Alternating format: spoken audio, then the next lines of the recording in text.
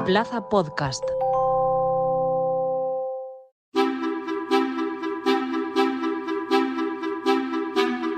A pocas semanas de las pruebas de acceso a la universidad, hoy nos hemos querido detener en una de las cuestiones que suele generar más controversia. Nos referimos a las diferencias entre comunidades autónomas. Miles de alumnos luchan cada año por obtener la mejor nota y acceder a cualquier universidad del país, pero las reglas de juego no son para todos iguales. La disparidad de las pruebas de acceso a la universidad en España conlleva que, en función de la comunidad en la que se presenta, un alumno apruebe o suspenda por unos criterios de corrección que no son unánimes, o por la estructura de la prueba o por el contenido de los exámenes. Hoy en Plaza al Día, ¿somos todos iguales ante la EBAU?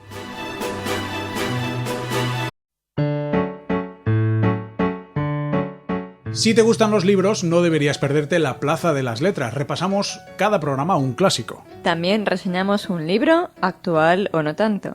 Las entrevistas a las escritoras y escritores más actuales y una sección sobre cómo contar mejor. En Plaza Podcast, La Plaza de las Letras. Ya disponible en Plaza Podcast y en las principales plataformas.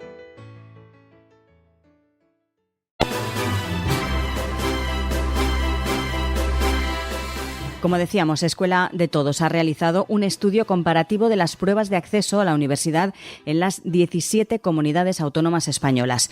El estudio analiza las pruebas de la EBAU de las asignaturas de Lengua Castellana y Literatura, de Matemáticas 2 e Historia de España, realizadas en la convocatoria de junio de 2023. Para hablar de esta cuestión saludamos a Ana Losada, es la presidenta de Escuela de Todos. Señora Losada, muy buenas. Hola, ¿qué tal? Encantada. Vamos a empezar hablando de qué factores explicarían las diferencias en el nivel de dificultad de las pruebas de la EBAU entre las distintas comunidades autónomas después del estudio que han realizado. Pues nosotros hemos detectado 5 puntos grandes de diferencias, ¿no? Uno serían los bloques de contenido, en los que falta, digamos, uniformidad y hay comunidades autónomas que no preguntan por todos los bloques de contenido. Luego estaría la estructura de la prueba, que sobre todo afecta a asignaturas como Historia y Literatura y Lengua Castellana, porque las preguntas no son del mismo tipo, no se pide la misma extensión. Y el peso de ese tipo de preguntas es diferente en una comunidad que en otra. Luego está un tema clave también, que son los criterios de corrección, que son totalmente diferentes en cada comunidad autónoma, no solamente en lo que ya más se ha hablado, que es, por ejemplo, lengua, sino también hay criterios de corrección muy diferentes en matemáticas y en historia de España. Luego está el tema de la opcionalidad, que es un tema muy importante porque es lo que realmente determina si un examen es más fácil u otro, es decir, es el número de preguntas que elige el alumno y que al final lo que consigue es que se hace un examen a su medida, y en algunas comunidades autónomas este grado de opcionalidad también es muy grande. Y luego, por último, está la obtención de la puntuación máxima. Hay comunidades autónomas que, combinando estos factores que les he comentado anteriormente, pues es más fácil, llegar a tener un 10 que en otras, en las 3 asignaturas que hemos analizado. ¿Y cómo cree que afectan estas variaciones que nos acaba de explicar en el nivel de dificultad de los estudiantes a la hora de acceder a las universidades, pues por ejemplo, fuera de su comunidad autónoma, que eso también pasa mucho? Bueno, evidentemente las diferencias son muy importantes entre las comunidades autónomas y, por tanto, los alumnos se enfrentan a exámenes más fáciles o más difíciles dependiendo de qué comunidad autónoma lo realicen. Es decir, que un alumno, sabiendo lo mismo, puede ir a una comunidad autónoma a hacer el examen de matemáticas y aprobar, y con esos mismos conocimientos ir a otra y suspender, y con esos mismos conocimientos ir a otra y poder llegar a sacar un 10. Por tanto, se están vulnerando la igualdad de derechos de esos alumnos, que al final lo que hacen es optar todos por ir a la universidad que elijan de todo un distrito único, que es nuestro país, y por tanto es algo muy grave porque no se garantiza la igualdad. Uh-huh. Y también porque es evidente que las comunidades autónomas, sobre todo en algunos casos se ve bastante claro, están buscando que sus alumnos saquen la mejor nota, no que la EBAU sea un examen que pruebe cuántos saben sus alumnos y que garantice la excelencia de esos alumnos que van a entrar en la universidad, y por tanto se supone que se filtra a aquellos alumnos que tienen un conocimiento mayor y tendrán una nota de corte mayor para llegar a la carrera que ellos deseen. ¿Qué ventajas y desventajas traería la implementación de la EBAU única y homogénea para todas las comunidades autónomas? Primero de todo, no tiene por qué ser un examen exactamente igual con las mismas preguntas en todas las comunidades autónomas para, digamos, resolver este problema. Aquí lo que tiene que saber primero de todo es realizarse una homogeneización de estos puntos que hemos contado. O sea, lo que no puede ser, por ejemplo, es que haya comunidades autónomas que el gobierno diga que tiene que los bloques de contenido que entre la universidad son unos determinados y resulta de que esos bloques de contenido no son respetados y que, por ejemplo, en Cataluña se estudian menos temas para hacer la selectividad de Historia de España, ¿no?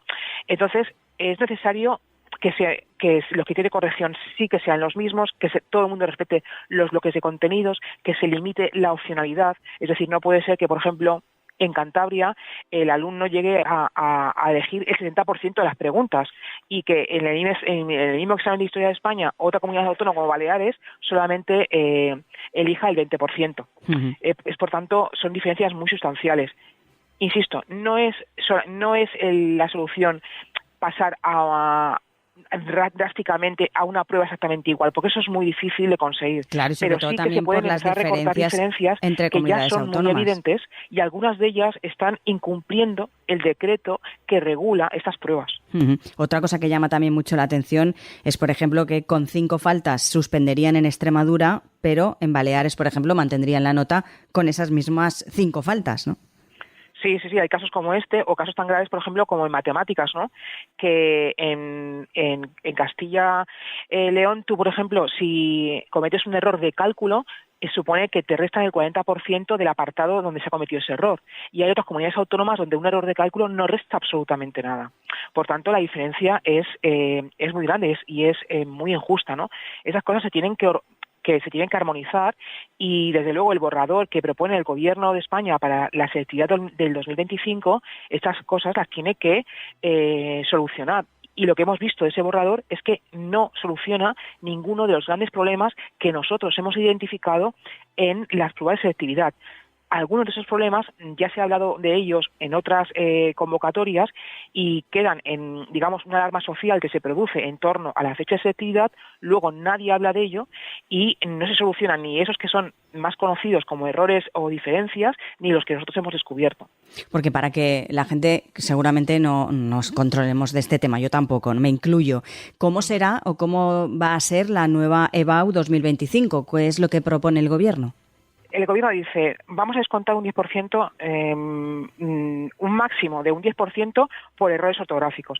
Ya, pero es que se tiene que decidir a partir de cuándo empiezan a contar los errores ortográficos. Y se tiene que definir qué son errores ortográficos. Porque, por ejemplo, ahora mismo las comunidades autónomas diferencian entre cómo se restan errores en las grafías de errores de acentuación. Y ese criterio es un criterio inventado, porque la Real Academia no dice en ningún momento que un error de grafía es menos importante que un error de acentuación. Entonces, claro, aquí se tiene que hablar claramente de a partir de cuándo cuentan esos errores ortográficos y establecer un límite de faltas a partir de las que se restaría un 10% de la nota. Luego, por ejemplo, en el Ministerio habla de que para reducir la opcionalidad habría solamente un modelo de prueba. Eso es totalmente, digamos, ¿cómo diría yo? Erróneo. Erróneo, ¿por qué? Porque nosotros la opcionalidad que hemos analizado y que hemos encontrado es con un solo modelo de prueba. Es decir, en un solo modelo de prueba ya se produce tal grado de opcionalidad que diferencia mucho una prueba de una comunidad autónoma que otra. Es que un modelo de prueba es que muchas comunidades autónomas te dan el modelo A de examen y el modelo B. Tú lo miras y dices, vale, pues yo me quedo con el modelo A. ¿Vale? Porque a lo mejor ahí las preguntas pues son para ti las que mejor has estudiado. Pero es que nosotros analizando solamente un modelo, el alumno que elige, por ejemplo, el modelo A, ya dentro de ese modelo A lo mejor tiene en cada pregunta 3 opciones para contestar y elige las 3 la que más le interesa. Es decir, la opcionalidad no responde a que tú elijas entre modelo A ni modelo B. Es que en un solo modelo ya hay mucha facilidad para que el alumno al final elija la pregunta que quiere contestar y en algunos casos elige de tal forma que a lo mejor en historia, por ejemplo, hay comunidades autónomas que solamente sabiéndote 2 temas de los 12 o 13 obligatorios, tú podrías sacar un 10. Y en otras comunidades autónomas necesitas saber 5 temas bien para poder sacar un 10. Y así también ocurre, por ejemplo, en matemáticas y ocurre en lengua. En lengua, por ejemplo, literatura castellana, en Canarias, sabiendo solamente un bloque de contenidos, puedes llegar a sacar un 8,5. Y en matemáticas, por ejemplo, en Castilla y León necesitas el 75% del contenido, controlarlo para poder sacar un 10. Y en otras comunidades autónomas, con el 25% del contenido de matemáticas, ya puedes sacar un 10, como por ejemplo el caso de Andalucía. Por tanto, las diferencias son tan grandes que eso de reducirlo a un modelo no lo soluciona, ¿no? Pasa también con historia, ¿no? Si no me equivoco. En historia, por ejemplo, hay comunidades autónomas que sabiendo 2 temas de 12 puedes sacar un 10. Y en otras comunidades autónomas necesitas saber 5 temas bien para poder sacar un 10. Son unas diferencias muy grandes, porque al final el alumno no responde del conocimiento del temario que ha visto, ¿no? Y partiendo de la base de que en el caso de historia hay un problema previo, que es que no todas las comunidades autónomas imparten esa asignatura con el mismo número de horas lectivas al año. En Cataluña, por ejemplo, se dan 3 horas a la semana de historia y en otras comunidades autónomas se dan 4. En Cataluña, por ejemplo, solamente hay que estudiar 6 temas de los 12 que obliga el Ministerio. Entonces, Cataluña tiene un temario muy reducido de historia de España para hacer el examen. Son diferencias que están en todas las comunidades autónomas. A lo mejor la gente se puede pensar que solamente está el problema solamente es de alguna comunidad autónoma. No, hemos encontrado problemas en todas las comunidades autónomas. Es verdad que en algunas hay más que en otras, pero este problema es un problema generalizado. ¿Y cómo se comparan, por ejemplo, esas experiencias con otros países, con sistemas educativos, por ejemplo, descentralizados respecto a la unificación de sus pruebas de acceso universitario? ¿Han tenido también estudios sobre este tema? No, nosotros no hemos llegado a comparar con otros países, ¿no? Lo que sí que es evidente es que nosotros sabemos que el nivel de descentralización de nuestro sistema educativo tiene muy poco punto de comparación con otros países. Digamos que a nivel territorial podríamos compararnos con Alemania, ¿no? Porque en Alemania sí que los Länder pues tienen, digamos, transferidas también competencias importantes. Pero este nivel de transferencias competenciales en el ámbito educativo es incomparable con países que están dentro de la Unión Europea. Y aquí, claro, es que estamos hablando de que aquellos mínimos que exige ahora mismo el Ministerio, que no son los que nosotros queremos, que queremos que exija más, ni siquiera esos son cumplidos por las comunidades autónomas y el Ministerio no levanta la mano y advierte de la situación. Dentro de menos de 3 semanas se va a hacer la selectividad en toda España.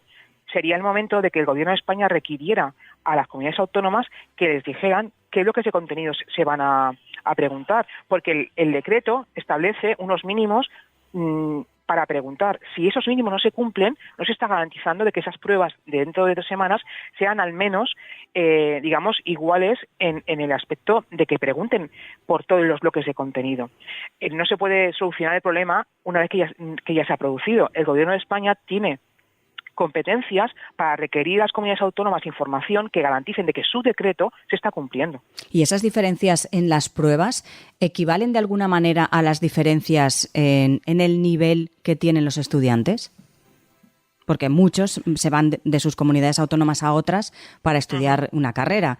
Sí. No sé si eso se refleja o se nota, esas diferencias en los exámenes, en el nivel que tienen los alumnos. Bueno, ¿o podría reflejarse?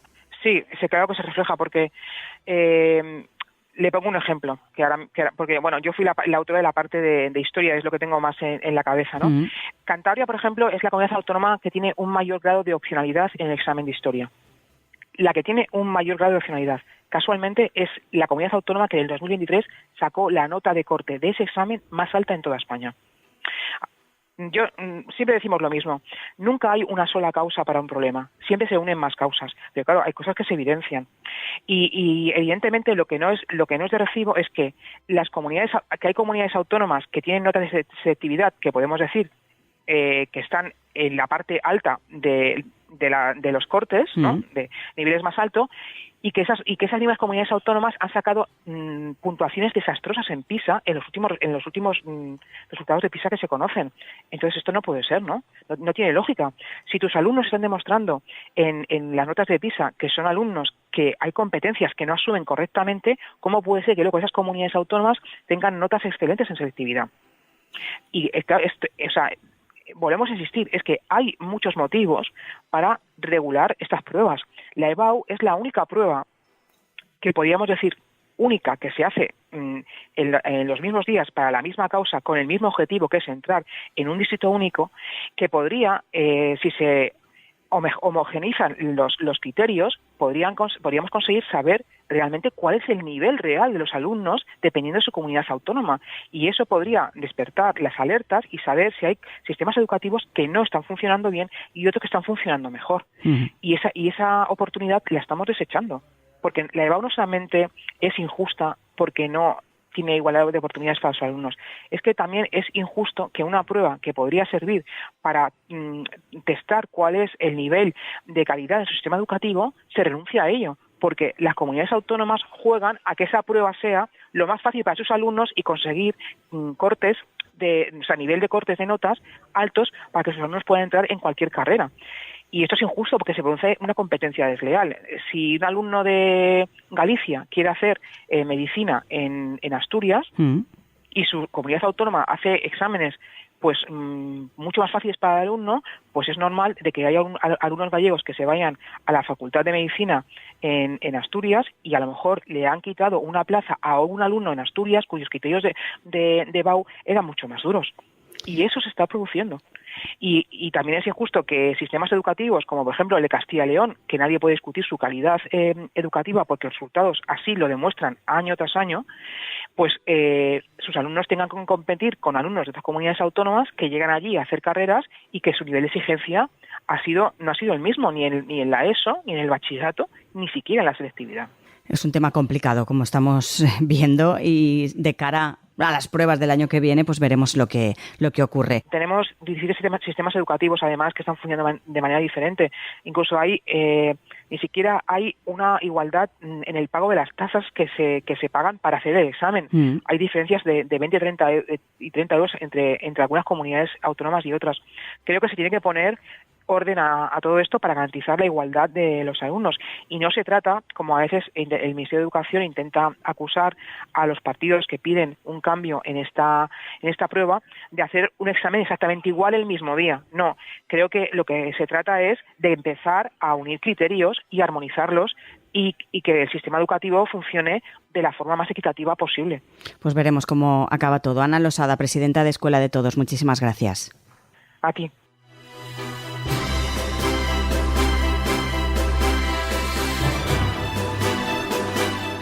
Como nos decía Ana Losada, el estudio de Escuela de Todos expone una realidad que califican de alarmante sobre la EBAU en nuestro país.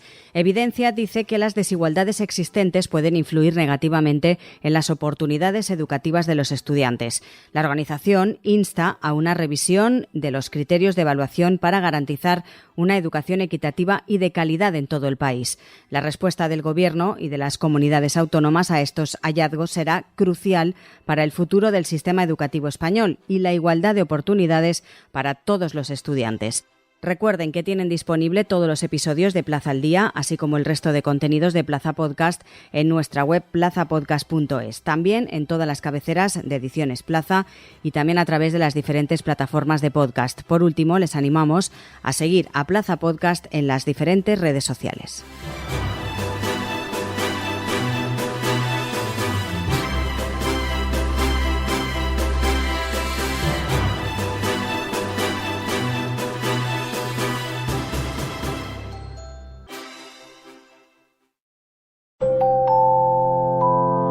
Plaza Podcast.